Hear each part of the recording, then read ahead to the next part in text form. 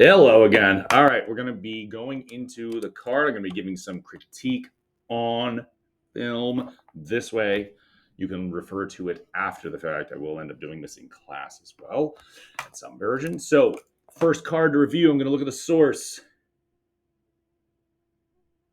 There's no source. I need a link to the source. Now, the output of this does actually work. Looks terrible. Blocks that. Awesome. Changes colors. Replicates. Deletes. So it's working, but I can't look at the code to refactor. To help. So please make sure you have a link to both. All right. Let's go to one that does work. Do this like your favorite popular streamer, coding streamer out there. Oh, sick. Okay. So I click the link. It doesn't go anywhere. Stop anchoring these. If I look at the raw link to code repo, put enter after. They just link to the heading.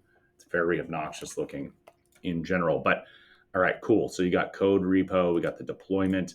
I see the deployment. Let's look at it. Duplicate, delete, toggle the background, change heading. Yeah, killing it. Details. Let's inspect the details. We have details in summary.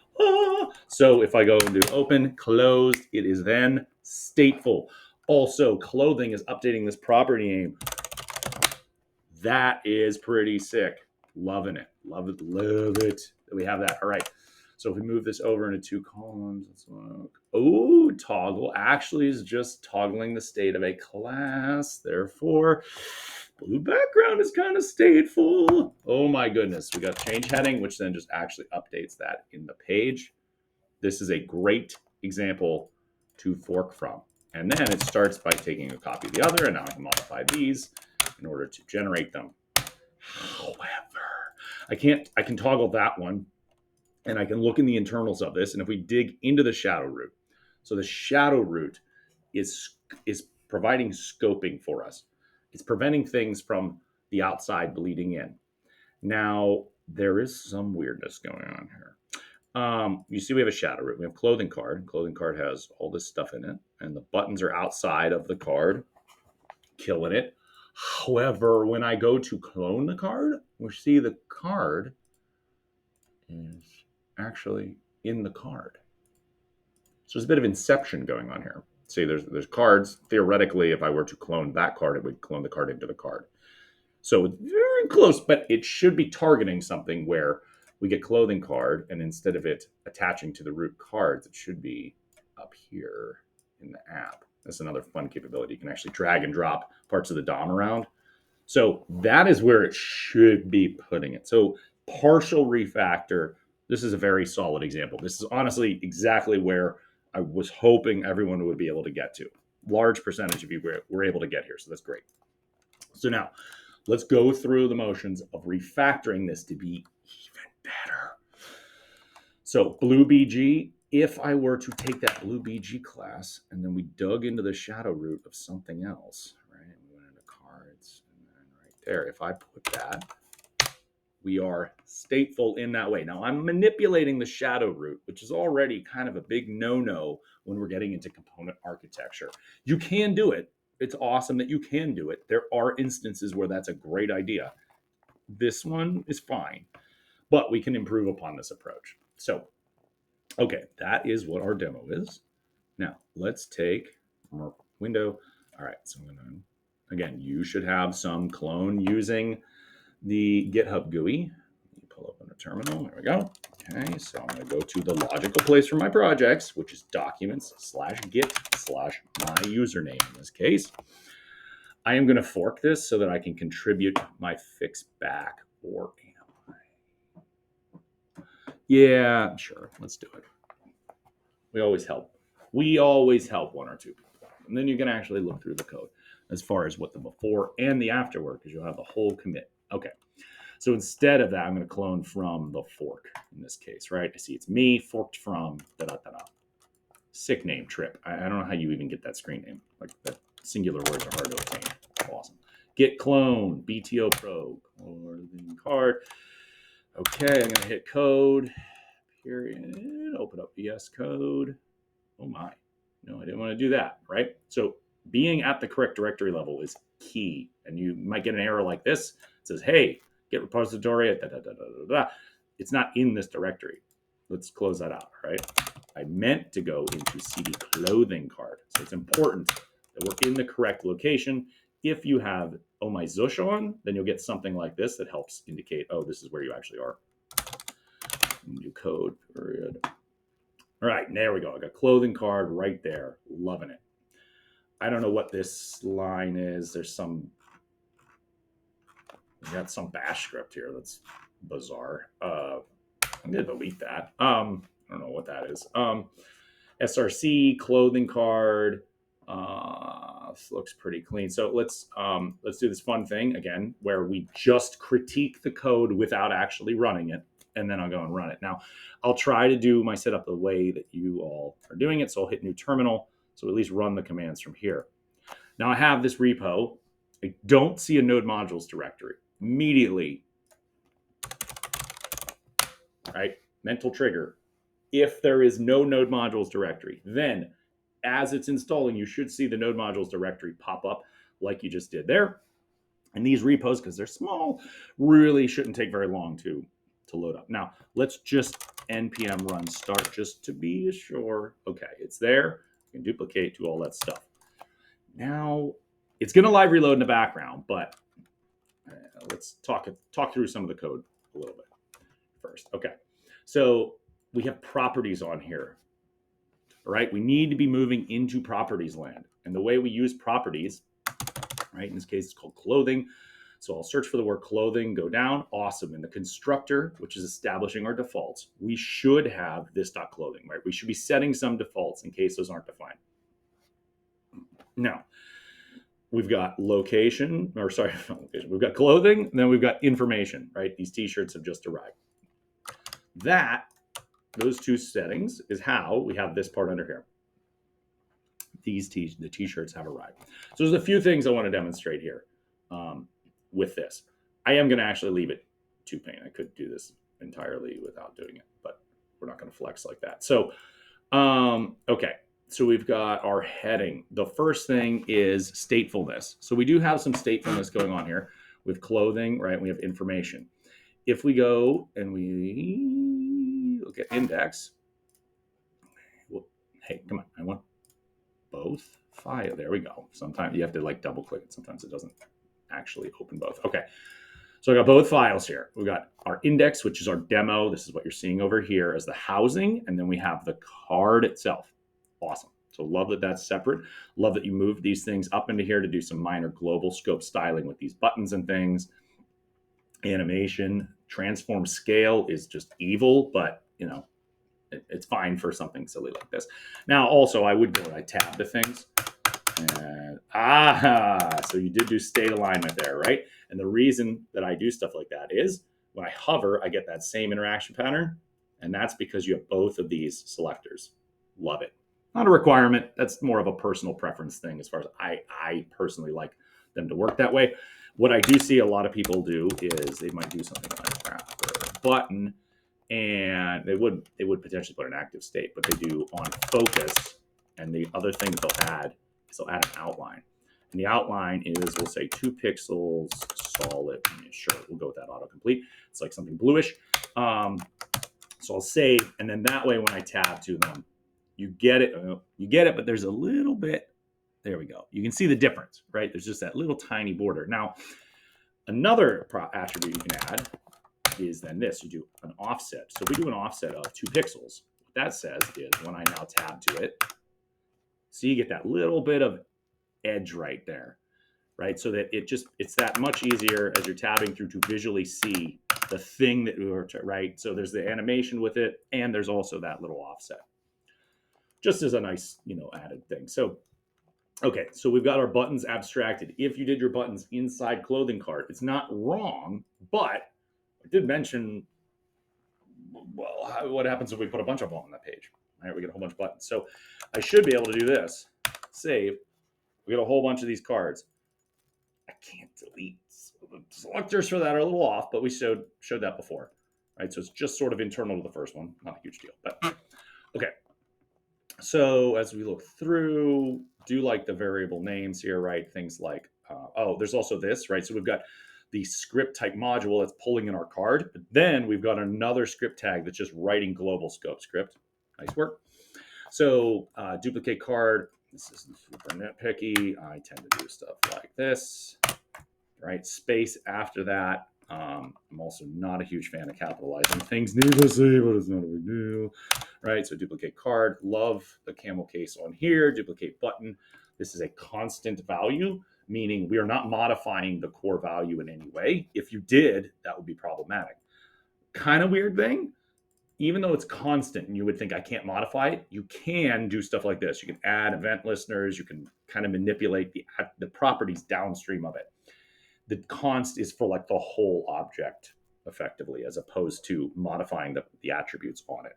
Kind of weird, but it is what it is. So let's see, duplicate button, query selects ID duplicate, solid. All right, added event listener for click. We've got function. I'm going to change this to toggle function, just so that we see they do the same thing in this context. There's no issue with doing one versus the other in what we're doing because we're in global scoped.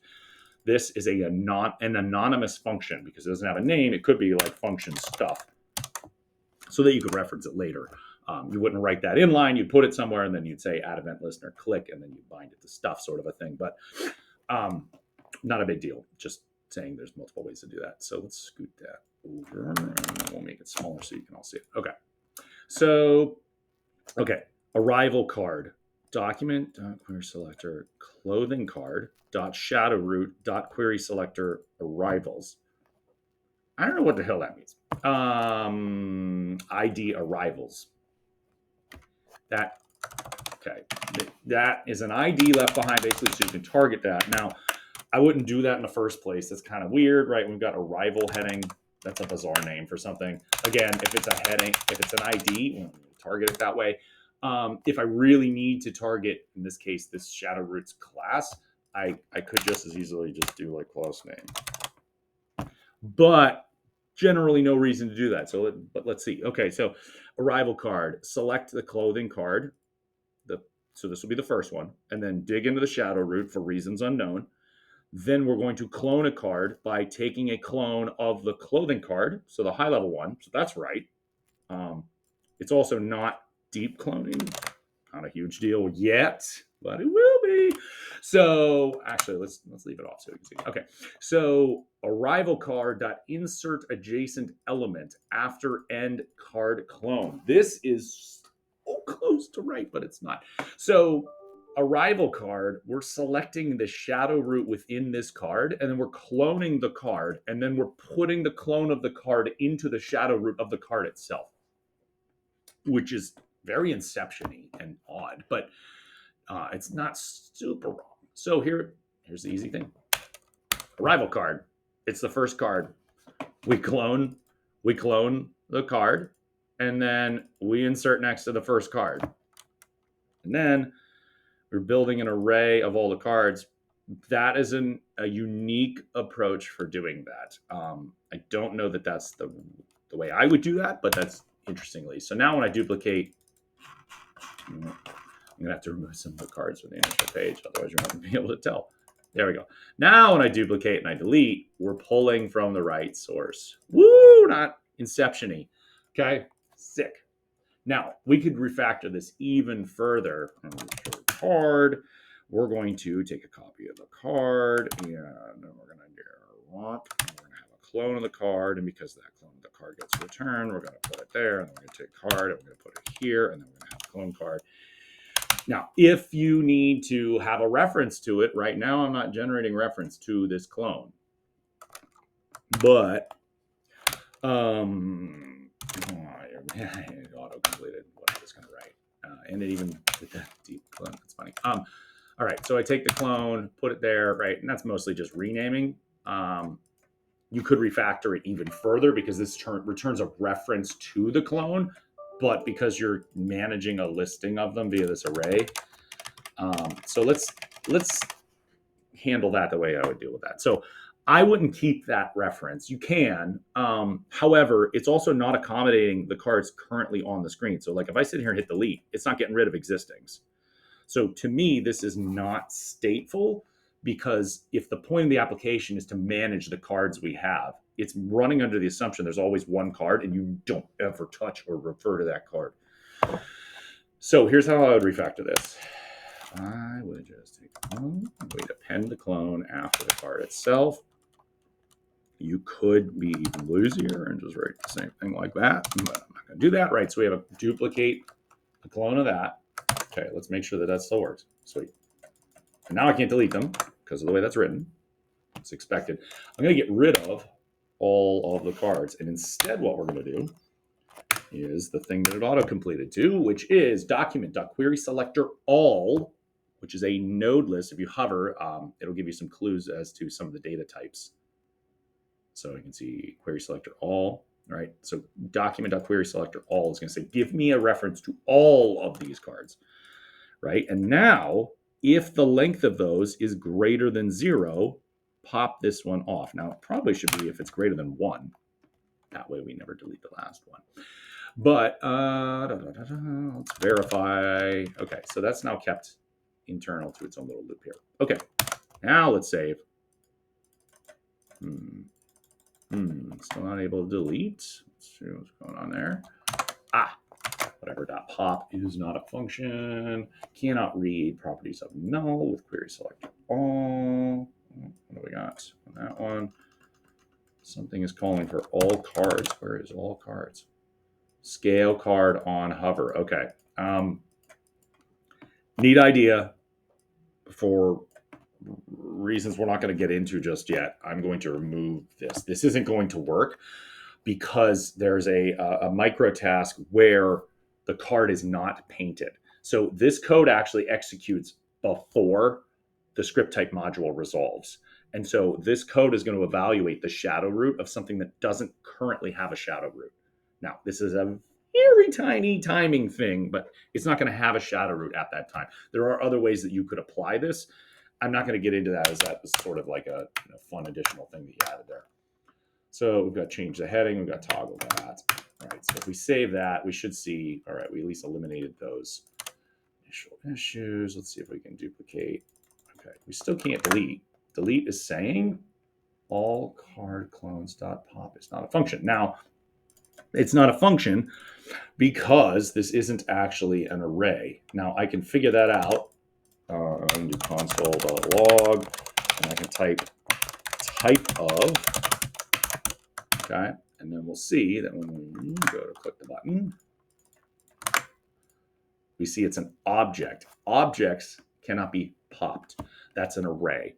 Also, if I were to pop the array, that's not actually how we remove a node from the page. Now, this worked previously. We just kind of remove it from the array and you call. But the important thing is you call .remove. So another way of writing this would be all cards clones, and I knew it was going to autocomplete to that, is like that. So what this says is take all the cards that we have on the page, as long as there's more than one, look at that, all cards, and then give me a reference to all cards.length. So if there's 5, this would then be saying, give me, this would be the number 5, and then -1 would be 4, and so that would be the last position of that array. Now, because I'm in the last position of that array, remove the thing. Because remove is what you can call on a node to just get rid of it. Now we're protecting that last one, we're duplicating, we're protecting, duplicating, protecting. Okay, and now no matter how many of these silly cards we put on the page, we can always then delete them back to the first one. That is stateful all the way down there. Woo! Okay. So now that we've got duplicate and we've got delete cleaned up, let's look at what's going on with toggle. Now, I'm not messing with toggle right now. Let's see heading. Actually, let's look at heading first. We'll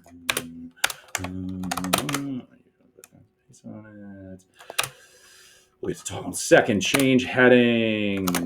Oop. Come on. Alignment. There we go. All right. So change heading. Query selector. Modify title. Okay, that's the button. Prompt. We don't tend to use those. I do end up using them occasionally in hacks and it drives me nuts, but it's fine. So if the users put something in the prompt, that's a good, I mean, I know you watched the video, but like if I don't put anything or I cancel, it won't overwrite it, right? Then change clothing to be whatever the name is. This is perfect. The reason this is perfect from a state management perspective is we are modifying a property on the tag that anyone can go in. And if you can right click and you can modify just in place by inspecting, right? So I can inspect and I can modify this from t-shirt to that and hit enter. That to me is stateful. I've modified a attribute on that tag and what's happening internal to lit. So right here, this is a property. This is a painful but important aspect with web development. This is a property on this card. Okay. However, here it's an attribute because it's just a string. Stuff. If I made it like the number 10, it's the string 10. If right here I said 10, it's a numerical 10. This doesn't have a ton of implications just yet, but it's an important designation. Lit, part of its magic is when you are in the properties and you are saying clothing is type string, and we could ignore reflect, but when you do clothing is type string, that means when you're putting a value in there, it's going to treat it like it's a string. If you put it as number, you could get some type issues for sure when you put in a string, but okay. So clothing, and then that's there. Now, it's a clothing card. To me, clothing on clothing doesn't make sense. So what this might be is like label or name or product, like product name, something like that, right? So it's already a clothing card. So saying clothing on clothing doesn't make any sense. So I'm going to say it could be item. That's usually reserved for like an object in an array in my head. I'm going to say label. And so, right, it's the label for this clothing card. It's the name for this clothing card, right? I try to do that exercise in my head, like what makes sense as I say it. And so clothing, right now I'm going to refactor, go and rename clothing. That's fine because it's called clothing. And then out here, right, and I've got clothing. So now I'm going to do file. I'm going to do save all. And so now we change the heading. You know, this says change heading. Actually, so it's actually name, and then I would say name BTN as a short way of doing that. And this is, we're getting very nitpicky here, but this stuff matters with traceability, right? I'm able to, in my head, contextualize name here, name there. Okay, name is on clothing.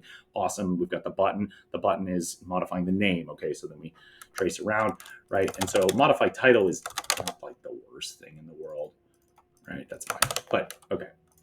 So now it says change name. We change name on the card, and voila, it's the name. Awesome. Okay, so minor state cleanup there. Now, when we get into, I mentioned, we've got reflect. What reflect is doing is when that property changes, you're going to see it in the page. Now, let's do, right there, you see the property in question. So let's turn reflect off for a moment to see what happens. So there's clothing card. Now, it still says t-shirt, and when we look at it, it still says t-shirt, okay?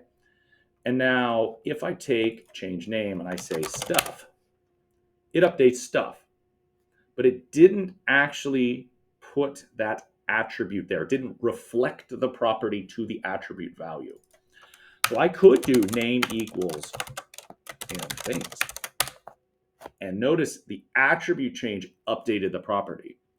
But when I change the name again, the property is not updating the attribute.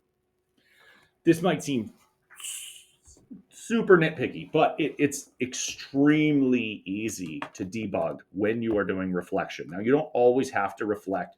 There's some mild performance penalty. And when I say performance penalty, we're talking like 0.00001 millisecond, sort of like, we're talking like a quarter of a millisecond. But those quarters of milliseconds add up when we're building massive applications as opposed to this adorable little clothing card thing. So let's look at not reflecting that, but let's find something that absolutely needs to be reflected. And that is toggling. So when you toggle the background, that's not working because of the way I got rid of this arrivals value. Now, I don't like that. I do like that you can change a class and it modifies that. So what we're going to do instead is we're going to turn this into a reflected attribute. And so when we toggle, we're just going to manipulate a property. And when we manipulate that property, we will then style the card appropriately. That way you could change the attribute, and therefore it's stateful by my definition, because we're not modifying shadow roots.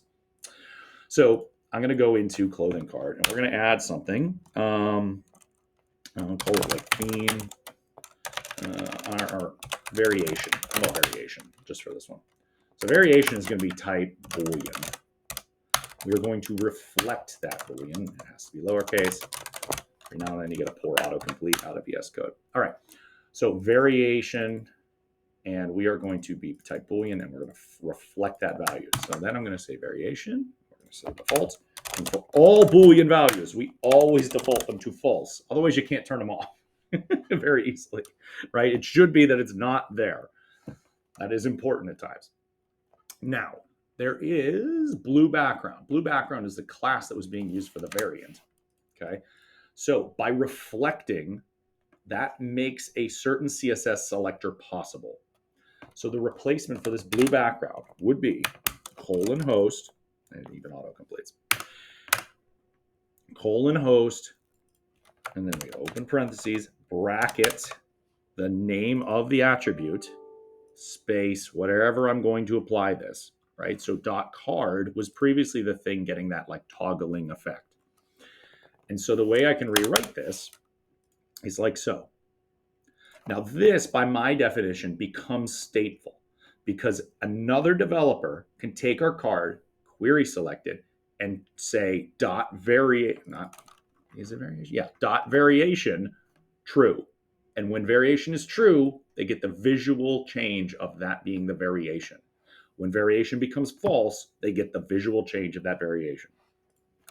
So I'm going to save. And this is a very important concept when building out and treating these as an API or building a design system, right? We've made the relationship between the mental model for our thing being clothing, then some variation in the way it's presented as far as data model, and then the visual that our end users actually see something visually change as a result of that.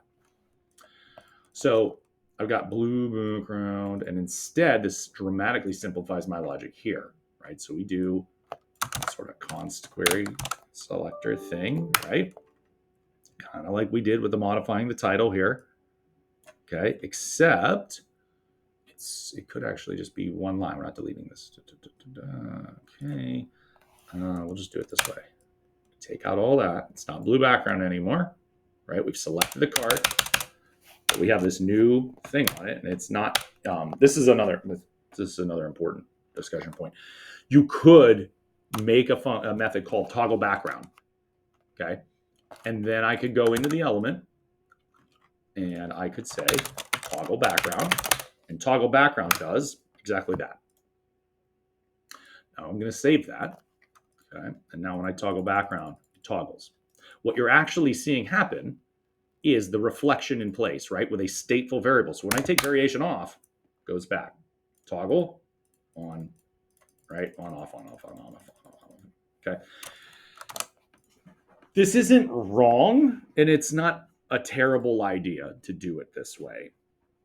Generally speaking, with something this simplistic as far as like, oh, there's just option 1, 2, 3, 4, 5, something like that, I like to go for actually just modifying the property as opposed to calling some obscure method on this thing. So I've got variation equals, right? And let's query select it. Let's do const card is that. Oh, we have a reference. Okay, and then we do card.variation equals not card.variation. So now the toggling happens outside of the element. We're just manipulating that little thing. It's not a huge deal, but this is starting to invoke functionality into what is supposed to be just a design asset. When you start to get into complex application development in this space, you're going to start doing stuff like this. But if this is purely supposed to be an atom, which in atomic design, which is something to read about a little bit from someone that invented that notion, an atom really probably shouldn't have stuff about itself that's magic and sort of like, oh, I make all these changes to myself. That's probably something an application state saying, no, no, no, you look this way. Nitpicky. Okay, so now we can toggle. We can duplicate, which is fun. If I toggle it, then I get different colors of the card, which I can't change, but that's not a big deal for what we're doing. I can open and close this regardless. Now, another thing I want to clean up. That says new t-shirts have arrived. Okay, cool. All right, so let's go put in information, right? And so when I'm making cards, another nice thing, because I'm treating this as an API, your name equals option 2 and information equals is great. Okay. Hello, autocomplete. Thank you. Okay, so we got option 2 with our t-shirt. This one says is great. This one says these t-shirts have arrived. We have statefulness with clicking and expanding. We can delete that one, bring it back, all that great stuff. Oh, this is, I wanted to emphasize great and put HTML there. HTML doesn't make a ton of sense for option 2 here in our design, but this is sort of a flexible design area. Oh, shoot. So this is a security thing. Lit is actually enforcing the security on and sanitizing via these attribute to property bindings to ensure that you're not injecting HTML into the page in any of these spaces. It does this on purpose because I just used the word injecting, right? You don't want to have someone be able to just inject script tags and do arbitrary code executions at the property binding level. So let's refactor information so that it can work in one of two ways. One way would be there's sometimes going to be simplistic information. This is great, right? It's going to be that, or it's going to be now only $25, right? And then there's other times where you're going to want it to be in strong or bold, or you're going to actually want to put other stuff under there entirely. Maybe you want a link to the t-shirt to buy it. You can't do that right now, right? So I can see this now. It's only $25. Awesome. So let's make option 3.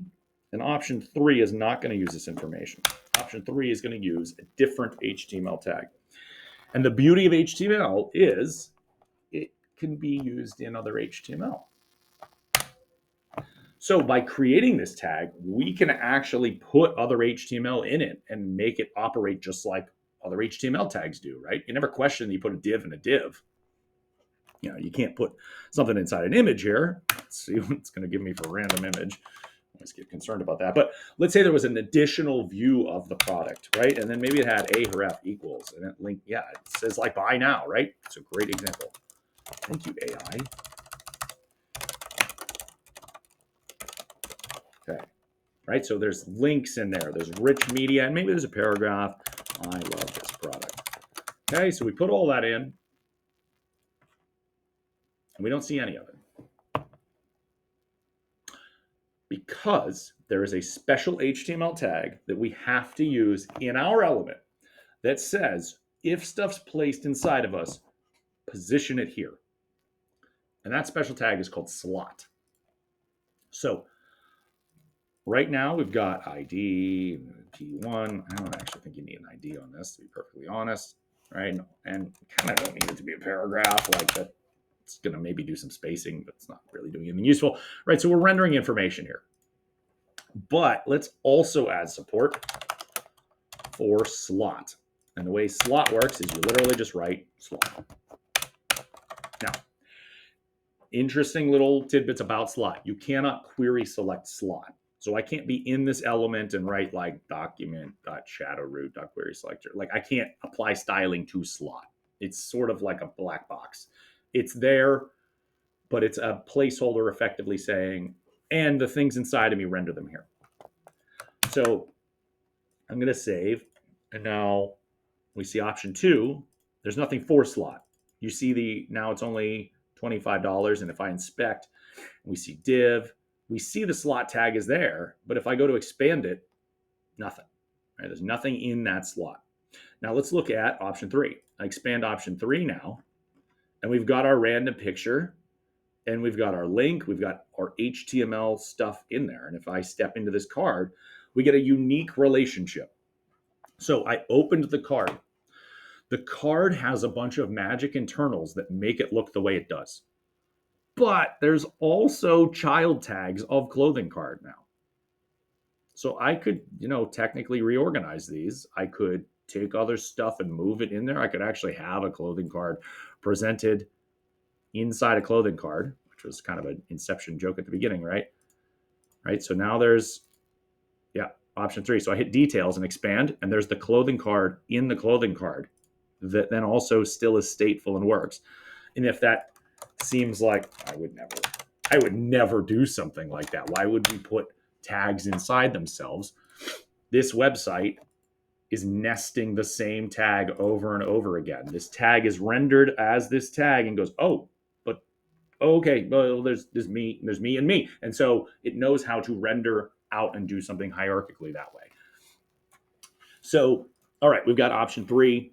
Cool. It's still rendering. Let's refresh. We've got option 3. It's still rendering. These t-shirts have just arrived. We don't want it to say that. So what we do is with information now, we're saying there is no default. Okay. And I'm going to say it's null, in fact. There's no default value. And the reason I might do that is for this level of API flexibility. If I have users that want to just write, hey, it's now only $25, they should be able to put that as a string and cool. But if I have more advanced users that want to write HTML and we render it in there for these special occasions, then we support that as well. So we've enhanced the flexibility of the API. Now, it does get a little weird when we want to style. Let's say that there's an image in there, and I look at the way that our end users are using it, and they're using 200 by 300 media. Okay, we need to make sure that doesn't happen because that's going to break our design, even though we allowed them to. It's kind of silly. So what I'm going to do is I'm going to say div class equals card details contents. Now I don't need that type of selector necessarily. I could do this other ways, but just for specificity. And now I'm going to do card details contents. And I'm going to use a new type of selector. Now, this is a pseudo selector just for things that are slotted. This is read as select this item, right? So we get to there. And then within that, notice the space, colon is pseudo selector, takes things that are slotted and says apply to images, max width of 100 pixels, margin 10 pixels, border 10 pixels, solid blue, which I usually do so you can find things. And now I go in details. And as a result of those pseudo selector here, it's saying, okay, I don't have a ton of control over what's going to be put in here. However, if something shows up that's an image, I really need you to style it this way. Now, this is, limited utility. You're really not supposed to use this type of a selector that often. We're going to do stuff like that, right? And the reason is, it's not awful to do that. Let's take that off, and we'll just say max width is 100, because that way it doesn't break our design, okay?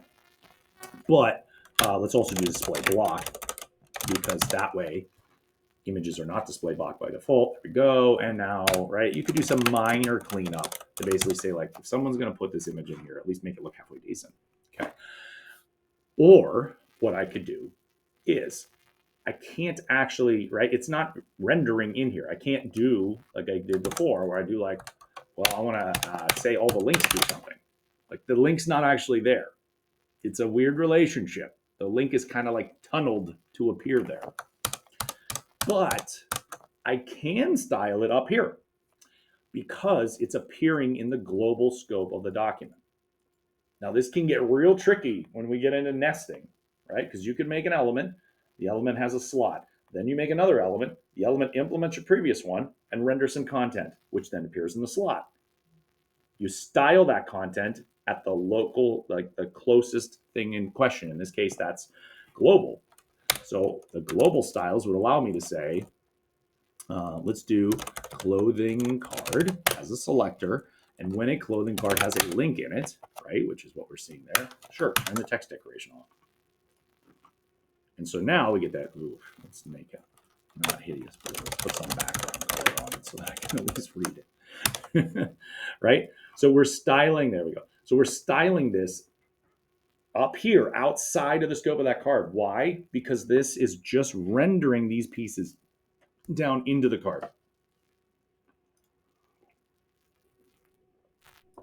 So this is the bulk of where I think we should be getting to this week. We need to be adding, assessing what our values are, only reflecting things that we really need to. There should always be some default styling applied to our card, and you can do that via colon host, meaning like, hey, me, I operate this way. And that should be usually just like display, block, or if it's like display, we'll say inline block. There we go. Right? That could be overridden. That's colon host selector is the identical type of selector to me just doing a clothing card, right? I could override that and say display block, right? And that's more specific. So it's basically just setting the default. Think of it like how a span tag renders in line and a bold tag renders like with a little bit bolder text, but you could change those theoretically.